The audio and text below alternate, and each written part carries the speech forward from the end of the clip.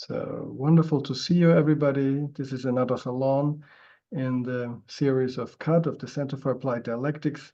Today we will be hearing a wonderful session that I'm really curious about. It's about the positional method that Igor and Olga have developed together, standing on their shoulders, apparently, of some other giants.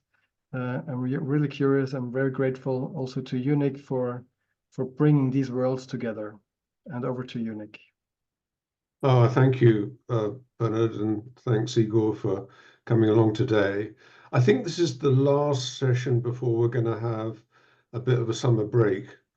So it's great to finish off. For those of you who have not met Igor, he was, and hopefully still is, the Deputy Director of the Research Institute of Urban Studies and Global Education in Moscow City University. And he's been heading up the Laboratory of Child Development at the Research Institute there. He did a PhD in on the anticipative image as a means of dialectical thinking in preschool age children. And his research interests include developmental psychology, dialectical thinking, and the quality of education. His research background is very much in the cultural historical theory of Lev Vygotsky and the structural dialectical approach. He's authored over 100 publications in Russian, English, Spanish, and French devoted to the issues of dialectical thinking and its development in different ages and the quality of education. And of course, he's one of the co-creators of the positional method of teaching from university students. He's also an all-round great guy and a great companion when drinking pints of Guinness. So I think without further ado, over to you, Igor, if you're ready to go. Yeah, thank you so much for this presentation of me and for introducing me to the community, and especially the last point of your introduction was important. I'm going to have some Guinness after today's presentation, which will be helpful, I hope.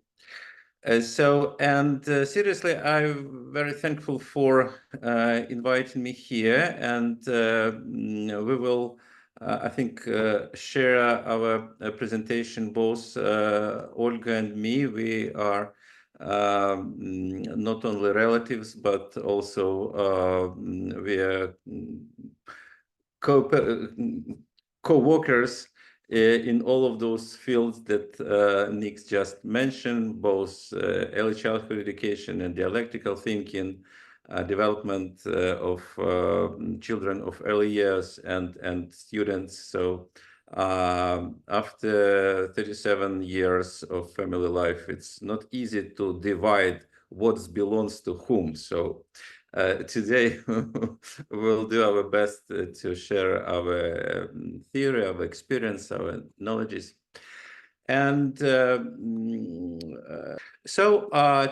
I will be happy to share with you our method, the method of the positional method, as a way to teach students think dialectically, or to develop their dialectical thinking, or to develop their dialectical thinking skills.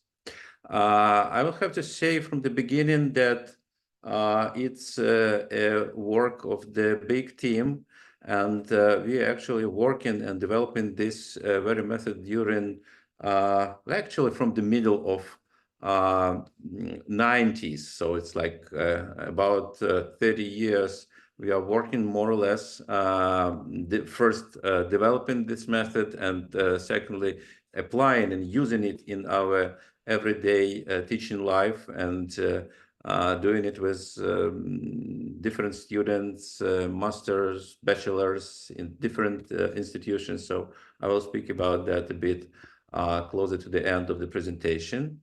And I have to say at the beginning that first this idea was presented to us by our scientific advisor, Nikolai Viraksa, who is the leader of the Russian stream of dialectical thinking studies.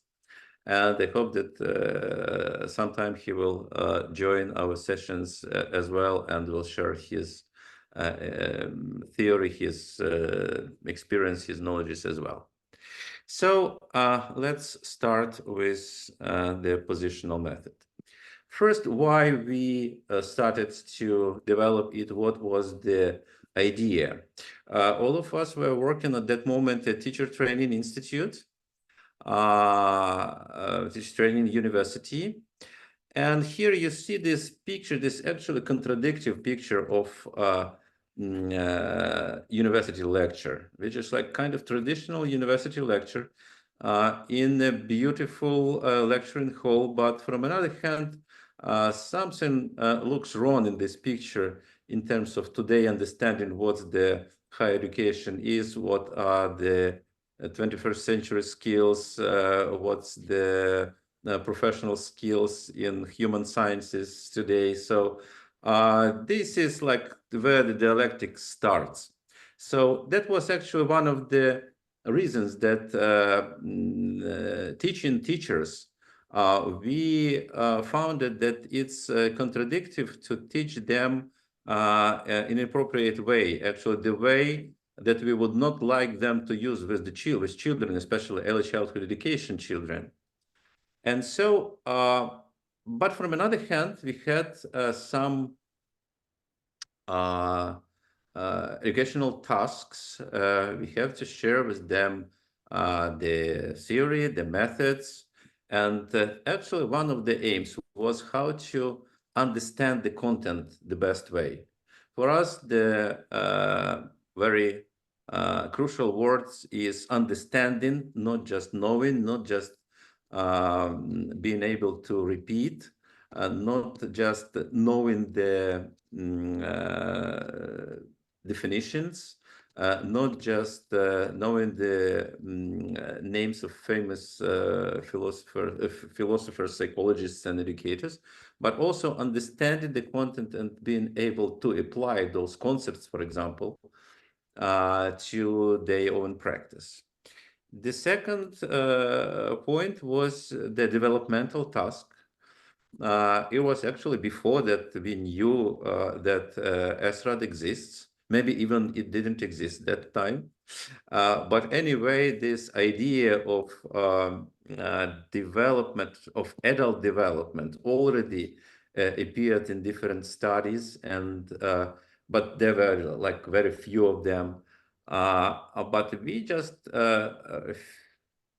decided that it would be very relevant to the university teaching, not only following the professional development, professional educational goals, but also developmental goals, both professional and generally developmental goals. And the third one was engagement and involving. It was also the problem as well. We were working with the bachelor students, those who were going to be the early childhood education teachers, and softly saying they were not all of them were so much motivated, not especially in theoretical classes. Like we had a special course on Vygotsky's developmental psychology theory. So that was also the way we were looking for the key to present the theory for young bachelors. So as soon as I mentioned Vygotsky, so we have this basic, and we like staying on shoulders of Vygotsky and trying to do the best, implementing his theory into the university education. So what are the main Vygotskyan statements and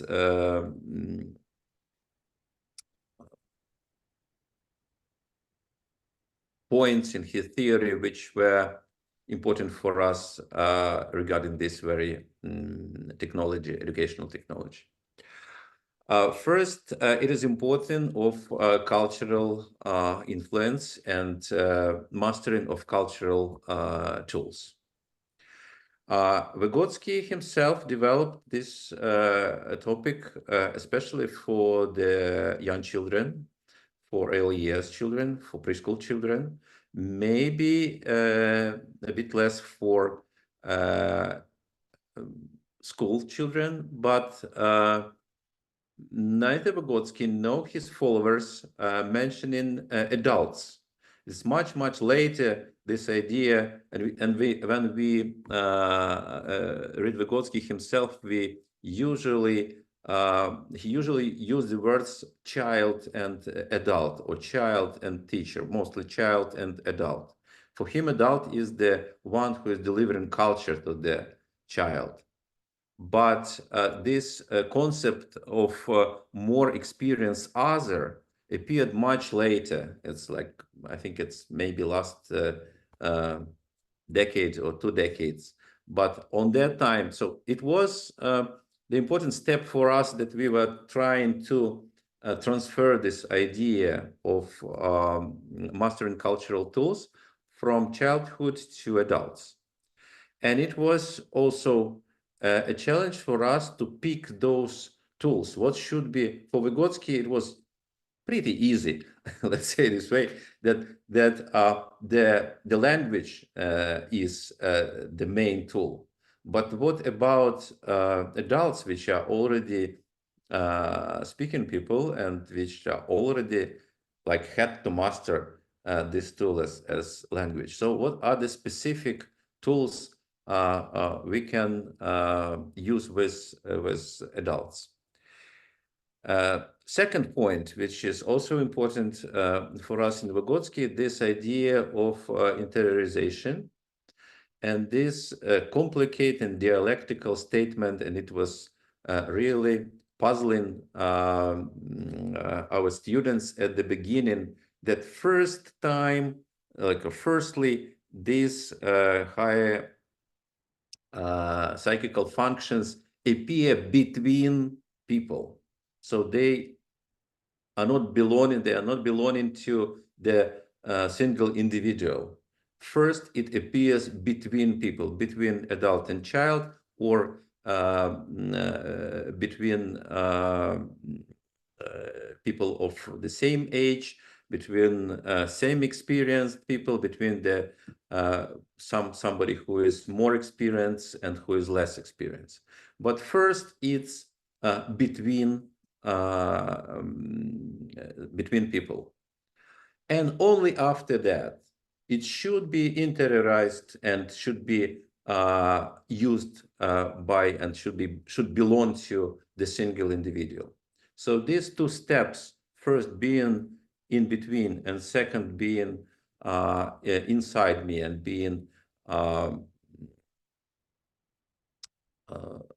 interiorized, that are important steps. And the third one is this well-known concept of zone of proximal development, which was also challenging in terms of the age, in terms of adults, not just children.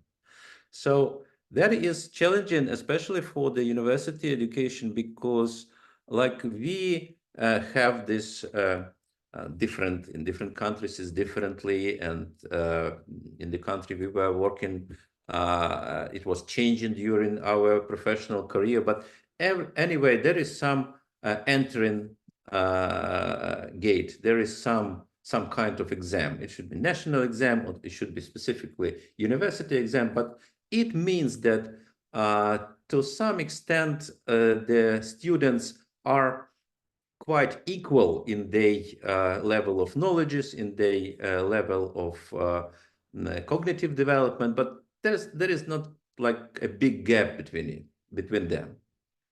But as we discovered that actually that's not really true.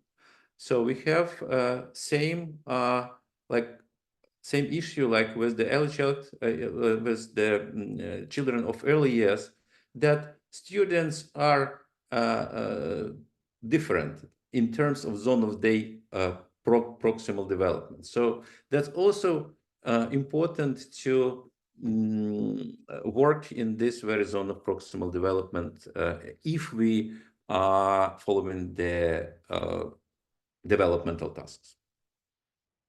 Another person who was also influenced, us is another Russian philosopher in this time, Mikhail Bakhtin, and his idea of dialogue.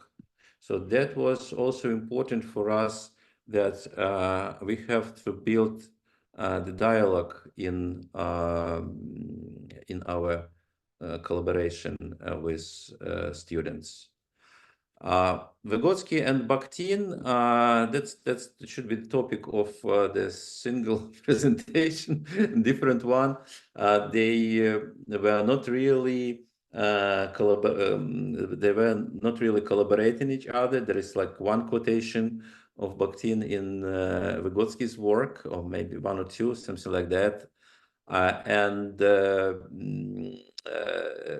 But in terms of understanding how the human being functions in the sphere of humanity, they were very close from our perspective. So this idea of dialogue and this quotation of Bakhtin is very important. There's like something which is crucial for life. To live means to ask, to understand, to respond, to agree, and we can add, and to disagree.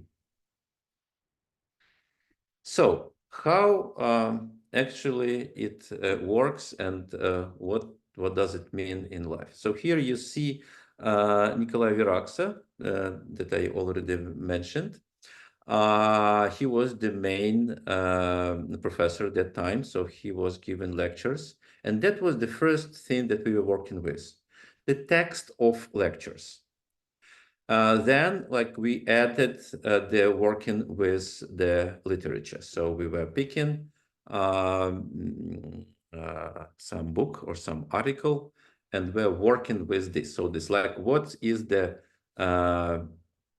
content of positional training is some kind of text. I will speak a bit later about what kind of text it should be, and how far we can extend this concept.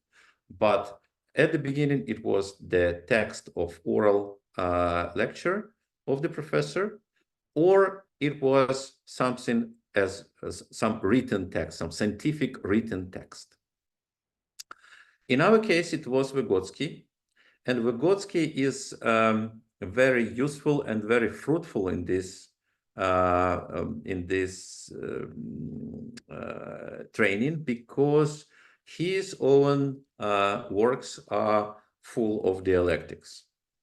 The way how he constructs his concepts, the way how he present the scientific problem, the way how he analyze the works of the previous authors, the way how he builds his discussion, that was very useful for us in terms of development of dialectical thinking. Later on, we had the discussions, and I will mention it today as well, about the content of that we can work with using positional method. So firstly, we thought that it should be only some dialectical, some text which is built based on dialectics, and or which includes a lot of dialectical issues, a lot of dialectical problems. Then I think, like, we became more much softer, and we think that actually with some generally, like, if we can keep the dialectical idea by ourselves, I mean the teachers, so we can generally work with any kind of text, but like we'll speak about that a bit later. So actually we have some basic text. Then we have several tasks.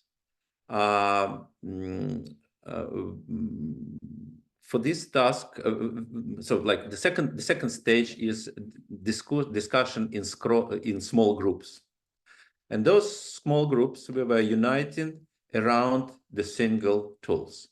So every first word in the next few slides is some kind of tool we proposed to the students. So this first kind of the first tool is a concept. So like students have to pick the main concept, the ones that they recognize as the main ones, as the crucial ones for this very text. This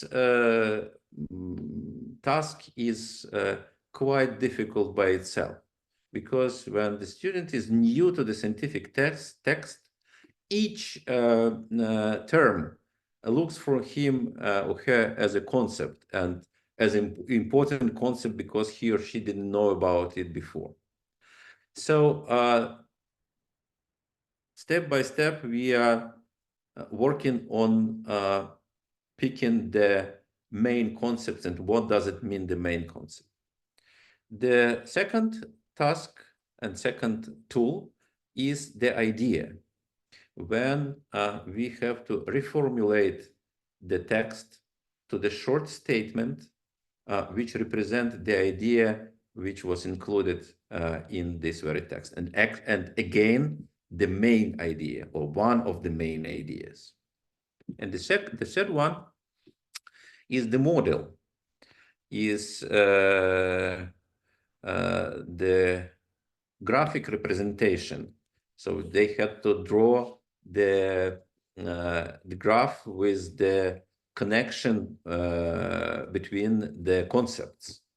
So we have these three groups. So like first and second are just like statements or definitions. And the third one is picture representation. It's the graph representation. And we call them normative position from the very beginning. So we were based on the idea that those three tools will help us to keep the norm, to keep some kind of stability, some kind of stable knowledge. But later on, we figured out and we find it that, like, opposite to the name, all of those tools, all of those results of the students' work should be dialectical as well. Because when we are looking for the concept, when we're trying to define the concept, we at the same time have to think what this very concept is not. What this concept, what if we think about what this very concept is covering, at the same time we have to think what this concept does not cover. So we oppose this consciously or unconsciously. We oppose this concept to something which is not. From another hand, the idea, it also can be figured out and can be formulated as the simple one. And from another hand, it can be formulated in dialectical way, can include the contradiction and solving this very contradiction inside it. Like when we try to conceptualize what is a teenager, for example. It's like, from my perspective, as the developmental psychologist, basically, it is, by basic education, it is like any definition which is not dialectical will be weak, actually, when we trying to define the teenager, because teenager is a dialectical phenomena by itself. Same with model, and it was also interesting when we saw the development, because the models should be simple, like classifying phenomena, but they also may be more or less successful attempts to explain the developmental processes. And as long as we get into development, we have to use dialectical constructions. We have to work with the positions. So, but anyways, like basically, we still name this group as a normative group, because it is like which is visually presented in the text. More or less, there are definitions. More or less, there are formulated ideas. More or less, they are, sometimes there are some graphic representations. But anyway, all of those, the task of each group was to reformulate, to understand what's going on. And actually, that was one of the main statements we always, when children again, when students were asking us what are we doing during these discussions, we say we are understanding. This is the process of understanding. You have rare opportunity to observe and to feel and to participate in the process of understanding. The second group was initially planned by us as the dialectical group, and we call them transformative positions. That what is about transformation.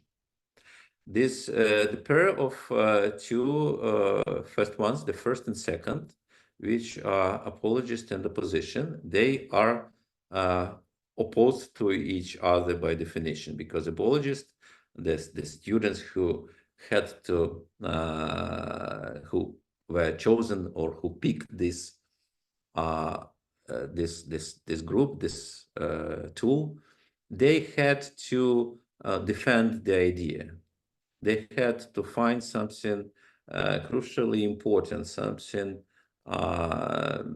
incredibly attractive, outstandingly deep in this very end, to build this apology, to build this presentation of the idea the best way and most positive way. And the position, as it's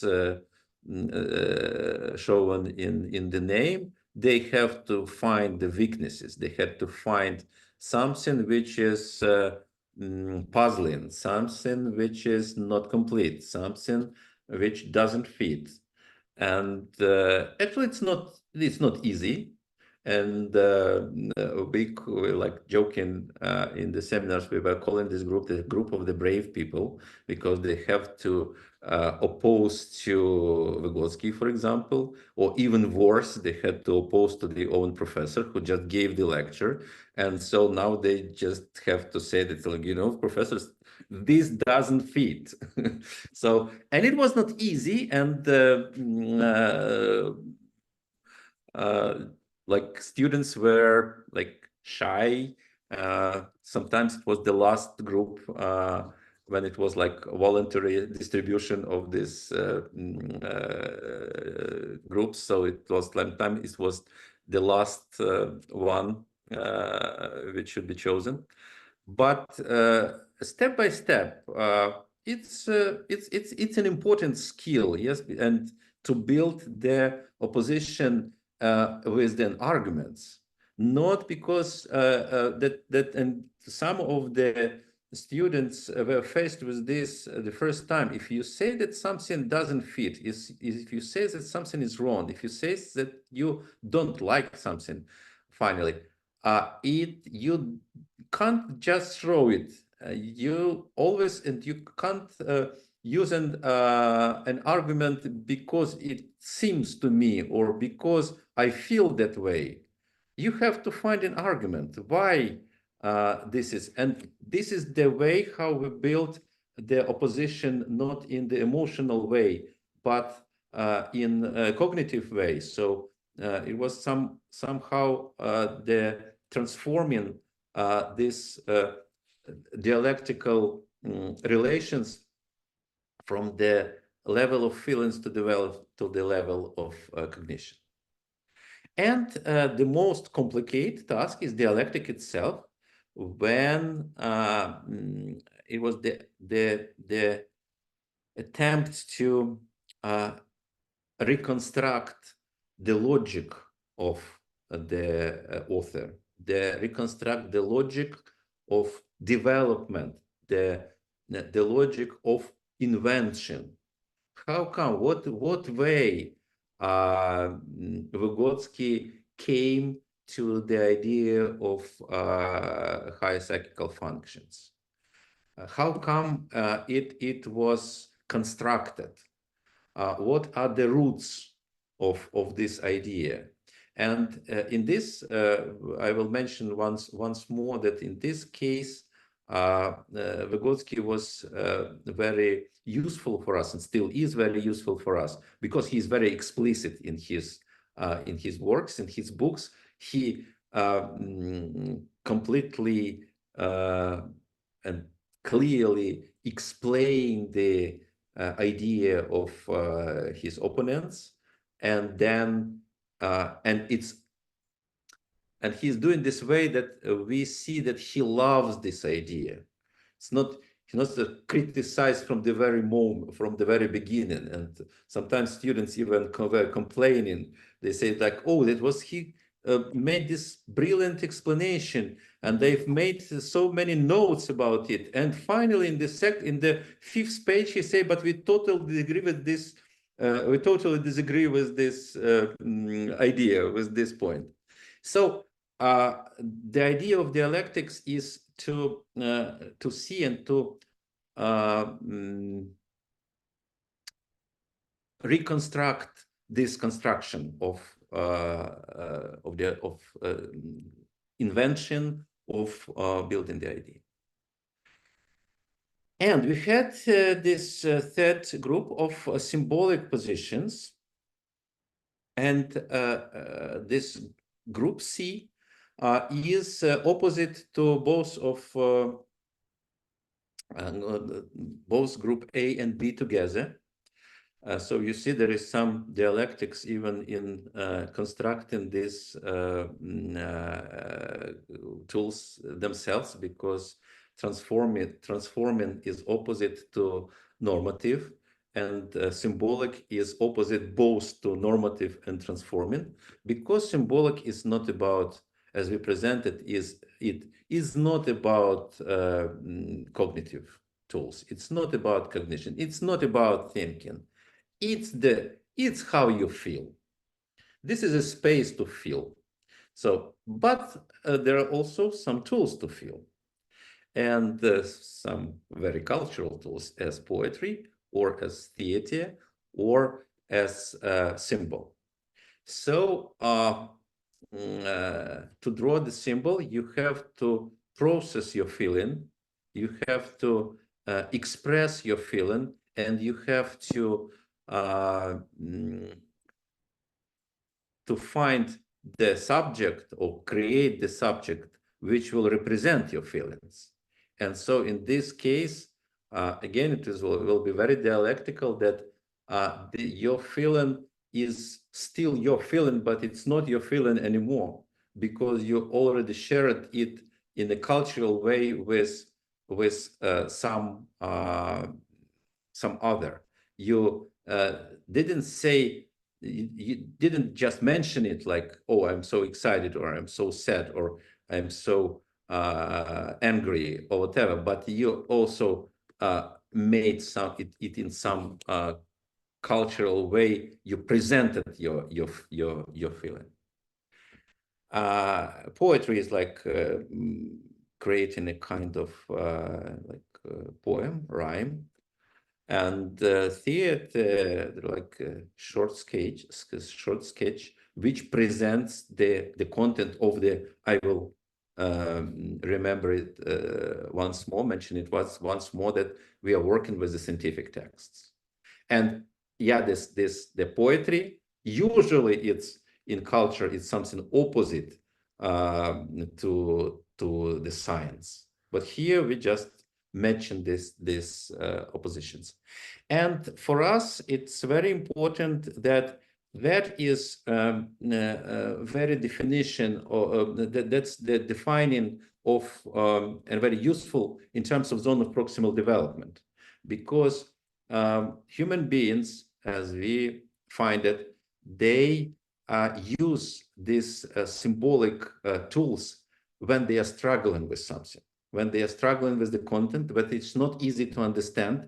And it's like the first attempt to understand. This is like the first try. This is the easiest way they can do.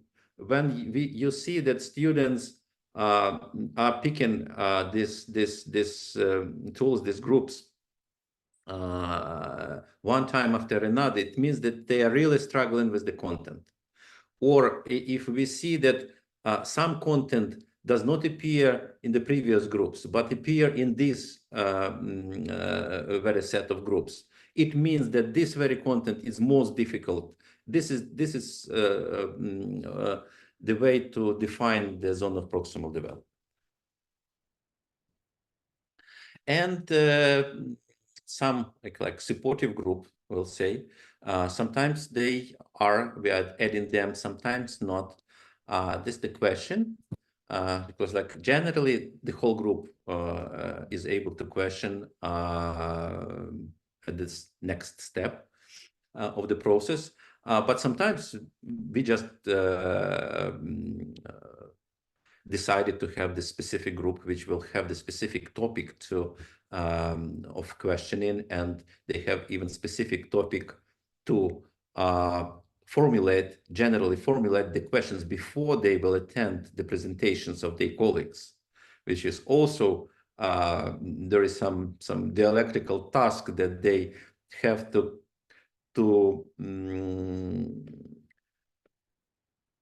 anticipate what should be the statement of a group, of the group symbol, for example, or of a group idea, and what question might be relevant to that future presentation.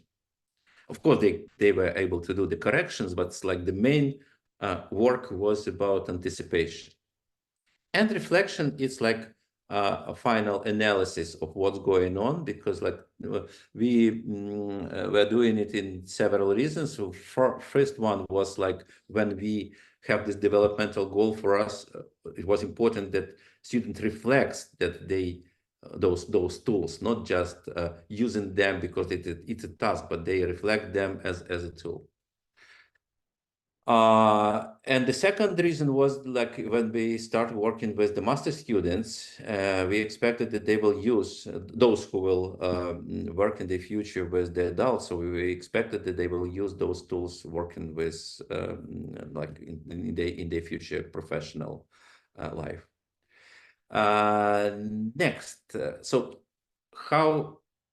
what is the next step? Next step, as I already revealed before, is the general discussion. So all of those groups which were mentioned, that I mentioned before, they have this general discussion where they present the result of their group work. So the idea present the idea, the group concept present and define the concept, drawing the model, reading rhymes, performing sketch, and etc. What we also play sometimes, first, like when we are not questioning groups' opposition and apology, but we just face themselves to each other. So they have to question each other. They have to build communication on their own, and to the opposition have to reply to the statements of apologists. Apologists have to defend the ideas from the statements of opposition, and etc. And also sometimes we double the groups. So I mean that should be two small groups of students who had to pick the ideas, or some who have to build models. Also comparing those answers. It's like also like the simple mind is like if we have one text and we have one task, very precise task to find the main idea of the text, the answers should be more or less the same. It happens that they are very different. So how, as just to summarize the thing, so how it's the dimensions of dialectics here. So we can see like two perspectives. So from one hand, those tools that we are developing, they are tools of the dialectical thinking of students. They help them to think dialectically. From another hand, the process, how this technique, how this way of teaching is constructed, is also dialectical by itself, and it's constructed by following dialectical ideas. And we have this direct set of dialectical positions, as I mentioned before, apologist opposition and dialectics. But we also find that the other positions should be developed during this teaching process to be dialectical ones. When the model starts to reflect dialectical relations, when the symbol, like due to the one of the famous Russian philosophers, Losev, symbol is one of the most dialectical object, because it contains both, as I mentioned before, both understanding and not understanding, and both cognitive and emotional. So, and it's like in the same time in one object. And as the third one is this playing with oppositions that I mentioned just a minute before on the previous slides, when we double positions, when we just organize the process that way that oppositions are faced to each other in the process of the general discussion. Next few slides that are just pictures, how it looks like. We were trying in different ways, in different institutions, teaching different subjects, teaching this method itself. In this slide, you can see the presentation of the positional method at SRAD in Greenwich several years ago. And it's the same, how the process looks like this is like the small group discussions, how the groups discuss inside themselves, and teachers just give them some hints, some consultation, etc. And like the funny thing that like in 90s, some people from the university complain to us that they were not able to have some rest in the university canteen because it was occupied by the students who were discussed your Vygotsky there instead of having food. So like it's like this that becomes involving. Also, that's the way. This is the second, the next step, the step of presentation. How students present the idea at the general discussion, and everything is presented on the blackboard. And here you see the old-fashioned blackboard. So it means that this technique is quite aged already.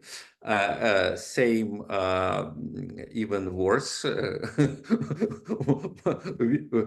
really weak blackboards, as you see, and that are models, as you see, and it's even observable here, like this model in the middle is starts as simple ones, but then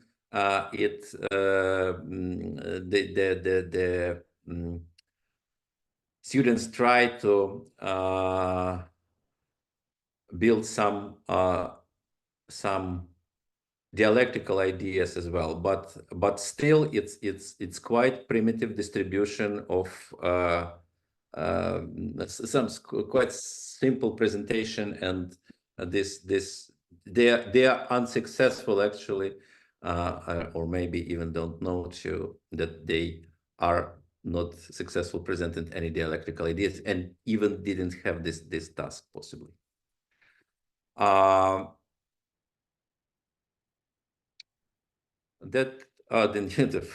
Then humanity invented flip charts, so it becomes nice.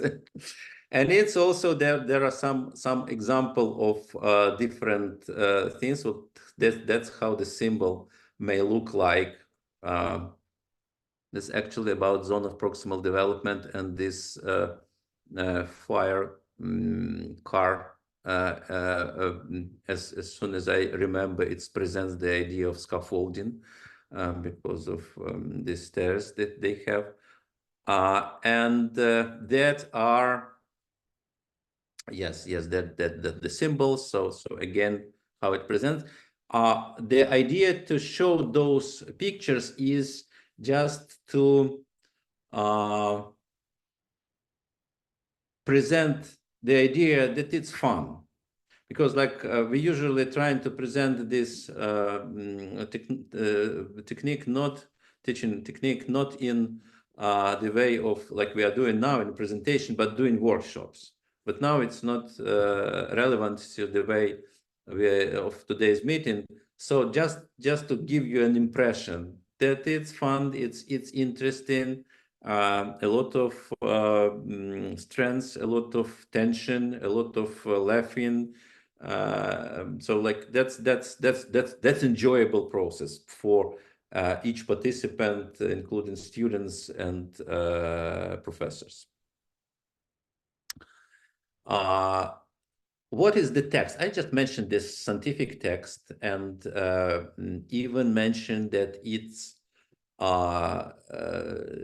that like Vygotsky was very useful and fruitful in this term because it is full of dialectics.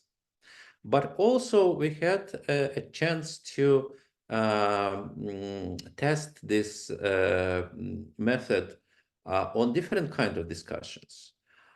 Besides lectures and books and scientific articles, we tested it on fairy tales. It's very exciting to analyze the fairy tale, which are adults are surprised when we propose them this way, and they complain that we are kidding on them, that it's not serious. They came here to know something new about educational technologies. But then they figure out that these fairy tales, which are like for children, they have some, they find that they have disagreements on what is the main concept of the fairy tale. They have disagreement about what is the idea of the fairy tale. And they find it surprising for them. And actually, the fairy tales is also a very interesting object to discuss with people in different ages. Movies as well, like same story as the fairy tales, a bit take it a bit longer because the text is longer itself, but still, like, movie is an interesting content to work this way with it. Also, our Ukrainian colleagues had a chance to use this method discussing documents in education policy, which they just were thinking, they just, like, it's usually, it is not the most exciting content in the teachers training seminars. And they just were trying to make it first more reasonable and less formal and more attractive. And they like succeeded and said that it was interesting. And the picture of Elon Musk here, we didn't work with him yet, but we had this experience. We were asked by one business school. They had a project on inviting, as they call, business stars to speak to their students. So they were inviting some successful businessmen, inviting him to give whatever he will, like, to speak to people. So, and then they were faced, so that's like, well, some well-known person comes, spent an hour with the students, and then they were thinking what to do with this content. So, like, how to share what the feedback. Oh, yes, it was interesting. Oh, it was useful. I will build the same empire of, I don't know, fast food or whatever. So, and they decided that they will have, like, the teachers who will attend the same like meeting, the same presentation, and then will work with this content with the students.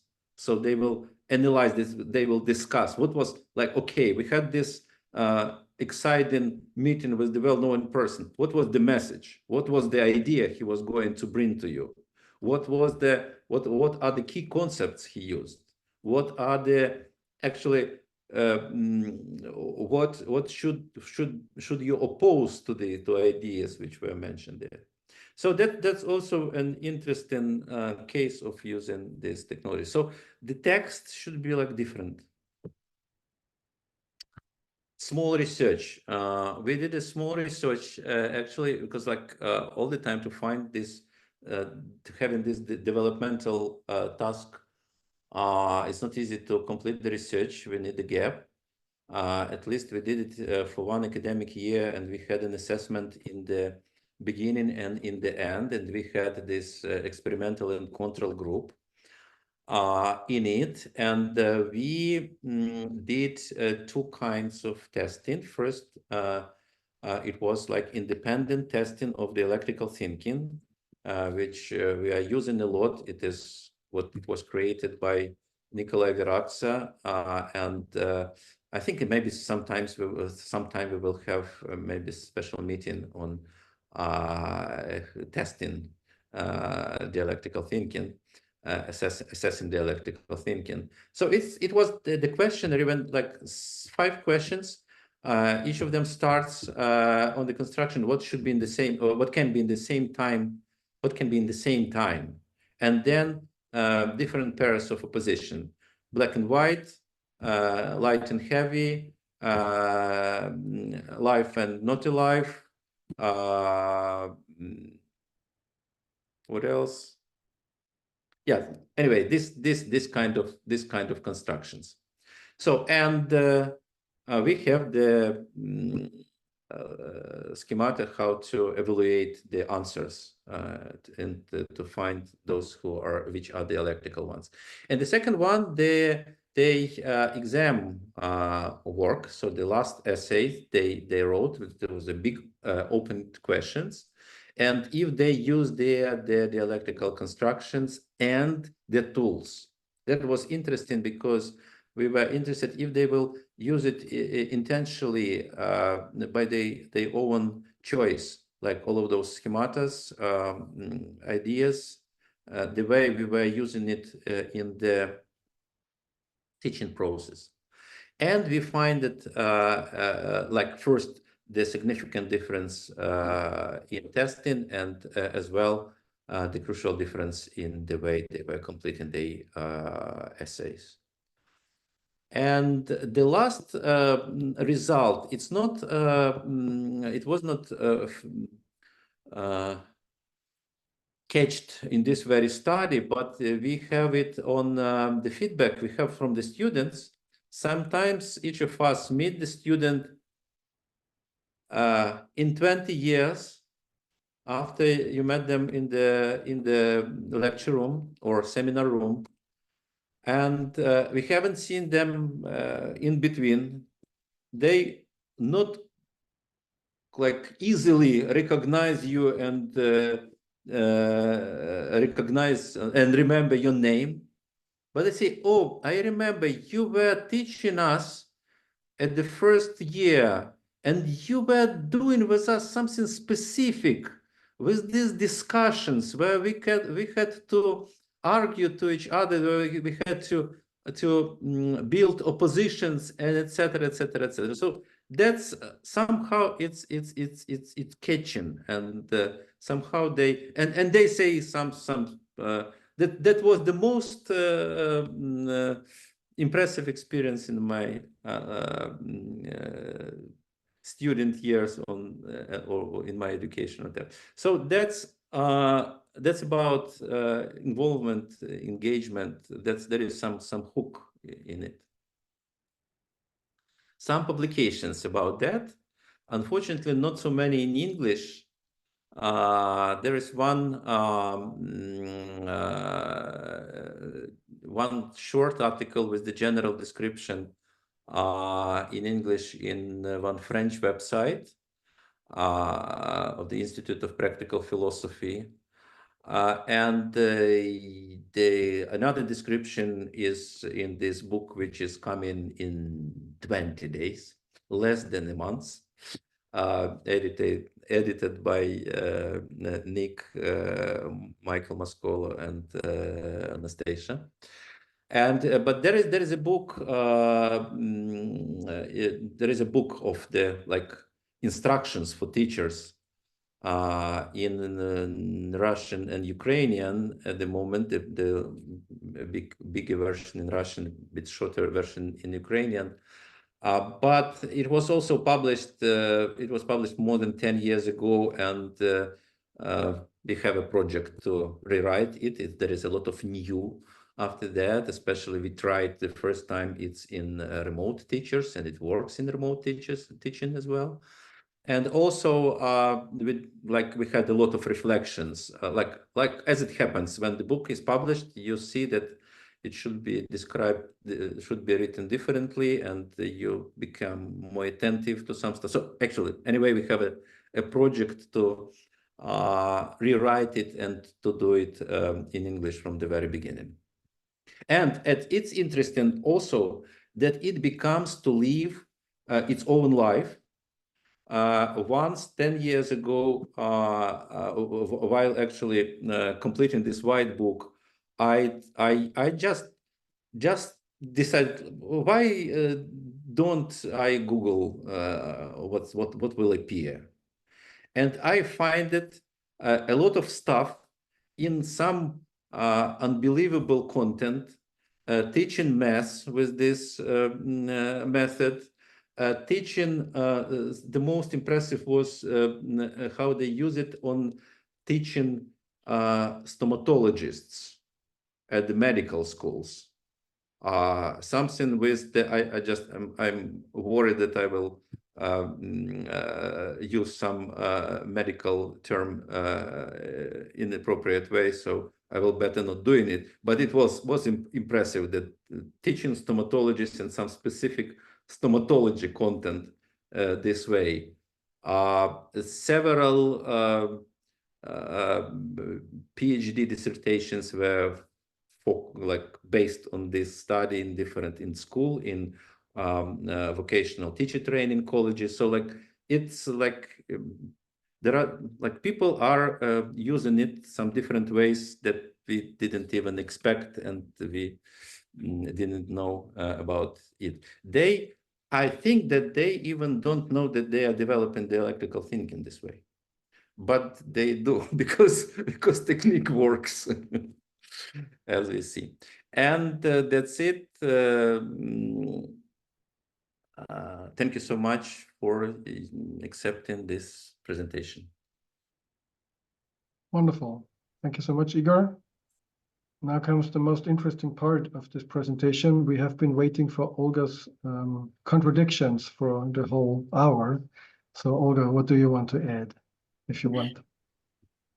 The contradiction is that this practice is so intensive and there are not so many publications because it's so involving for teachers and so challenging. So it's very difficult to make research about this kind of technique. So it's very difficult to measure development of students, for example. So now we're thinking about next wave of using this method to make more strict researches.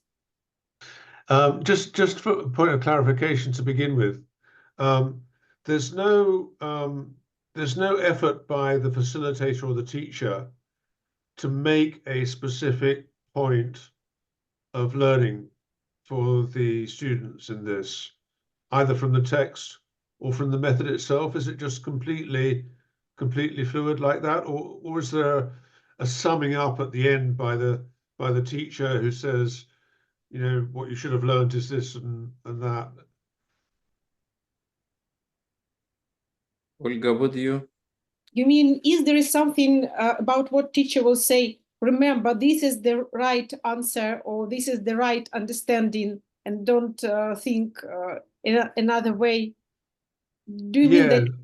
Well, maybe not quite that far, but certainly, is there a point in the exercise where the teacher tries to sum up what the learning of the exercise is for the students? Maybe Igor's answer will be different, but we try to, on such kind of seminars, we try to focus our students by themselves on their own development, not on content, but on their own development. For example, on the quality of concepts, on the quality of schemas. And we propose them to reflect results of the seminar at the end, also about their own development and about the bridge they can by themselves build between this scientific content and life they live out of the university. So this question is very often asked, if you give to students something stable, or maybe they are all absolutely disoriented. But we see that when you read some scientific text, you can see some key problems there, but also you can see misunderstanding. And if you work in group, your partners will give you arguments about the ideas which are not adequate. So usually we see that students move towards understanding, but in fact there is no one right understanding of any complicated idea, only movement to it. So we are against relativism, but also we understand that if we discuss fairy tale or scientific text, we only can move to understanding, never reach it. That's lovely, thank you. Yeah, it makes me think that the teacher is acting as a coach more than a teacher. Yeah. Yeah, more than teacher in old-fashioned understanding. I can actually add some example here, like to say something opposite to Olga, as it have to be due to the scenario of today's meeting. First, it is not that are not classes on development of dialectical thinking. So, and we are not working in like empty world. So there are some other people with some expectations that students should know something after these classes. And so this is also always the challenge, how to keep this knowledgeable part and developmental part. So that's this pair of opposition, because like sometimes our task here is to match both of them. To in this very case, these tools becomes the really tools to understanding, and that's why even if the students are not getting that far to the content as we would like to, but they will be able to do it themselves, as we believe and as the data shows. What the teacher is doing, for example, teacher helps to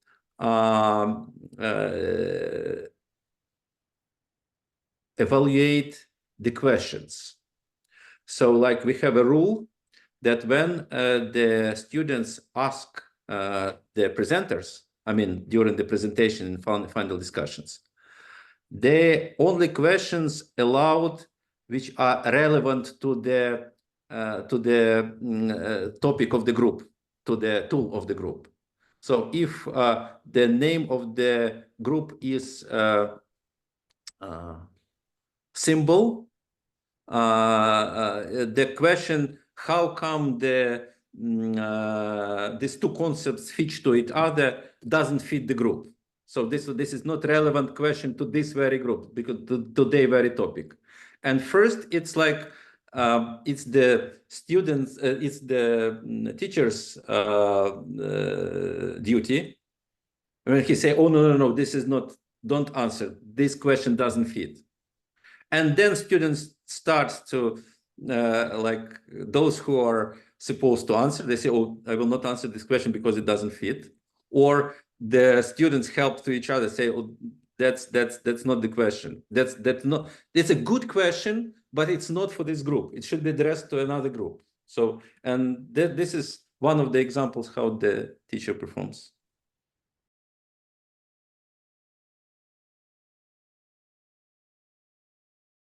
Thank you. Thank you. And I want to clarify one moment. The term creativity was brought by Guilford and Torrance to distinguish it from formal logic, but we understand creative thinking as connected with two sides. With logical side, it's dialectical thinking. In fact, dialectical thinking is mechanism of invention, of solving contradiction. And another side is symbolic as imagination, connected with emotion. So, for example, to create a new building, you should use both sides of creativity, because you can't do it only with imagination. You should implement your ideas or your emotions into construction.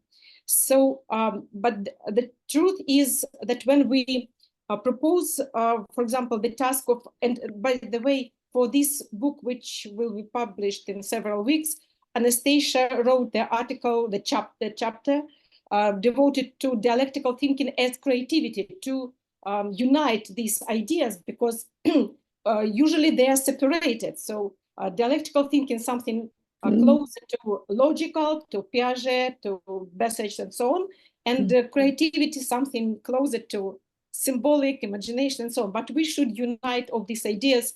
I would like to add that, yes, I have different experience with the positional method, because my first meeting with this method was when I was a student. Yes, so I have a student experience of studying, yes, with this method. It was a long time ago, but within my first year at the university, Evgeny Krasheninnikov, who also made a chapter for our book about history of dialectics. Yes, he made a series of seminars. It was about Nikolai's lectures, and you know, I really remember my first seminar it was maybe more than 20 years ago. I don't know. I'm not sure, but something like this. Yes, but I really remember my first seminar, and I remember the position. It was thesis. And yes, and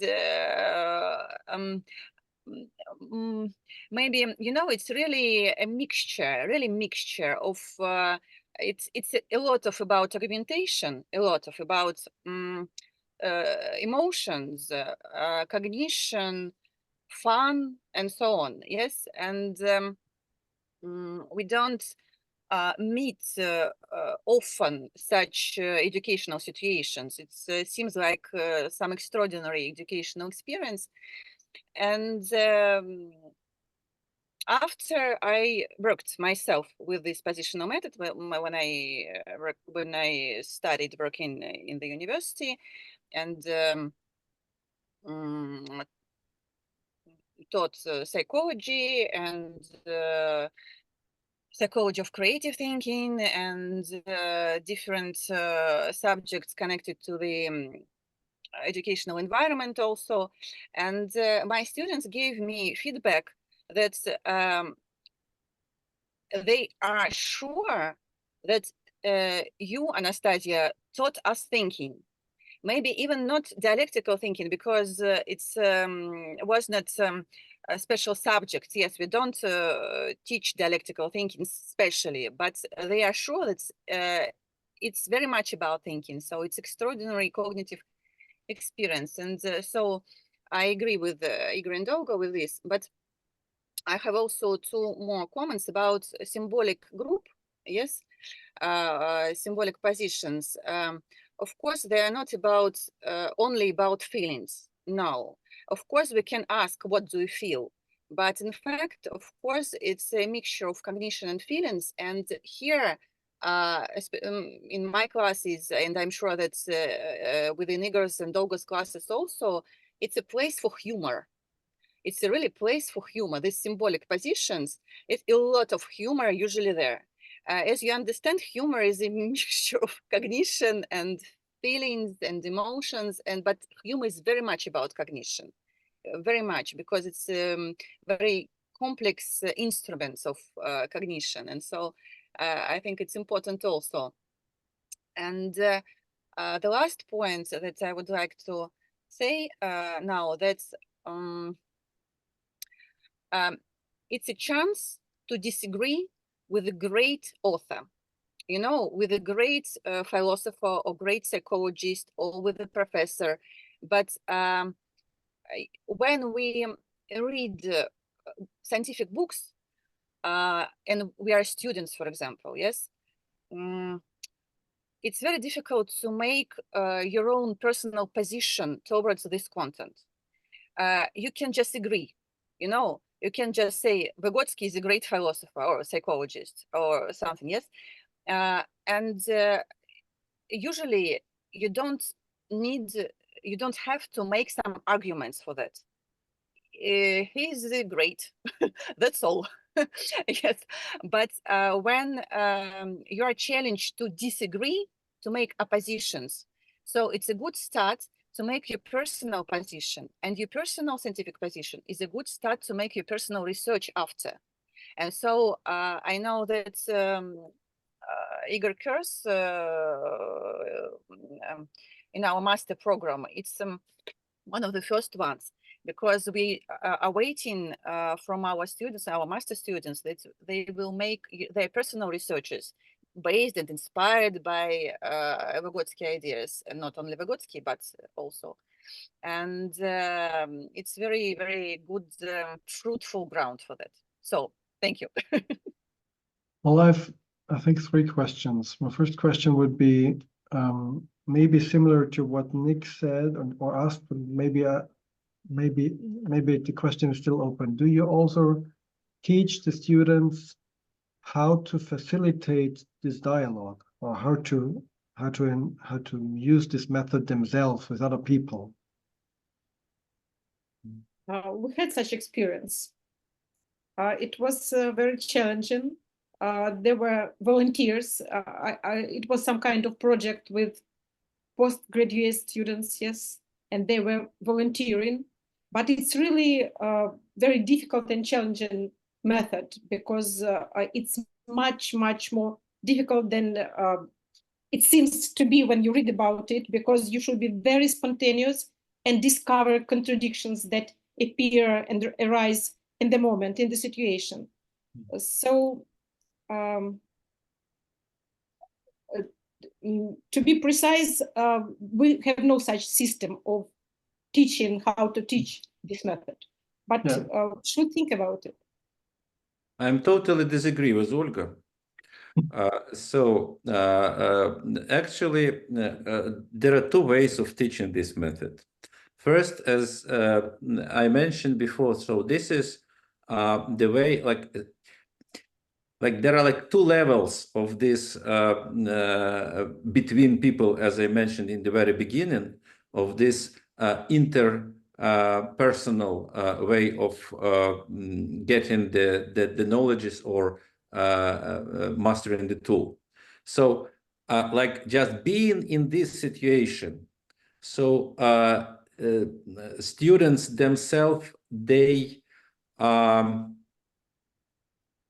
just mastering this method. So they start, for example, they start following the rule themselves.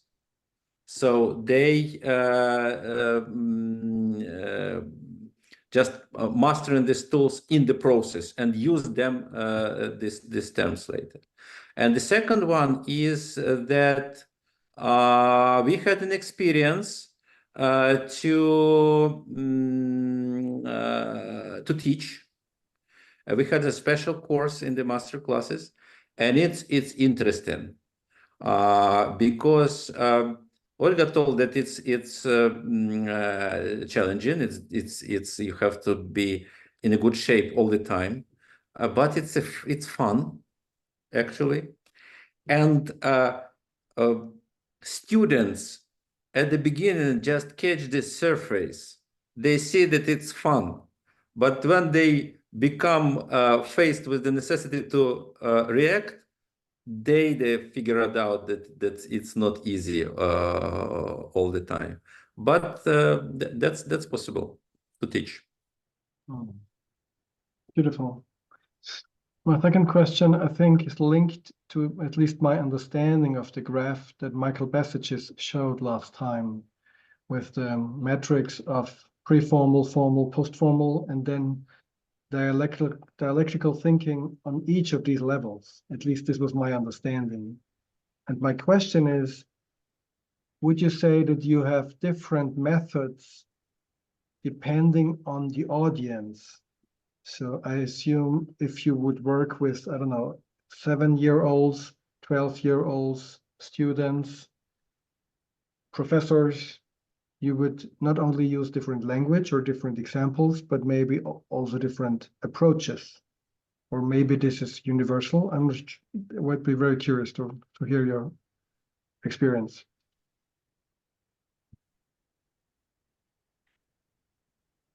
I will start, and Olga will disagree with me then. First, we use it only with the adults. And I think that, Anastasia, you had an experience using it with the teenagers or with like last year's let's say high school students. So it's only for adults. But then there is no difference for us. There is no difference for it's only depends on the goals. Like, for example, if we have a short workshop, we can choose the fairy tale, or if we have so that depends. But the level, how would say, yeah, of course, we just trying to be sensitive to the audience, but general rules are the same. I will not disagree, but I will clarify one moment. These kind of seminars is every time is different, every time, because every time you use different combinations of positions and looking at some intrigue in group or some mini groups inside one group. So there are no the same seminars similar to each other. That's why they are different every time. For example, sometimes when you see that it's very difficult for students to work with concepts, there were some variants where all groups are concepts, only concepts, and they demonstrate the concepts of the same text, and they discover that they were listening to the one text, but they have totally different keywords or concepts, and there is discussion between them. So they are different possibilities. And also, like what we tested it in different cultures, like in States, in Germany, in the UK, Russia, Ukraine, France. Poland, France, yeah, in different international groups, and possibly we'll have a chance to use it in Hong Kong soon. We'll see. But like this is the so it's culturally independent, say this way.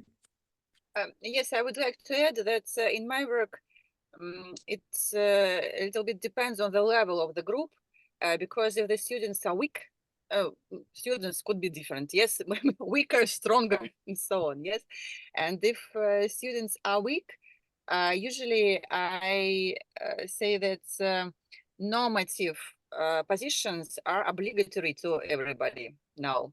So concepts, thesis, maybe two of them, so at least thesis and concepts, yes.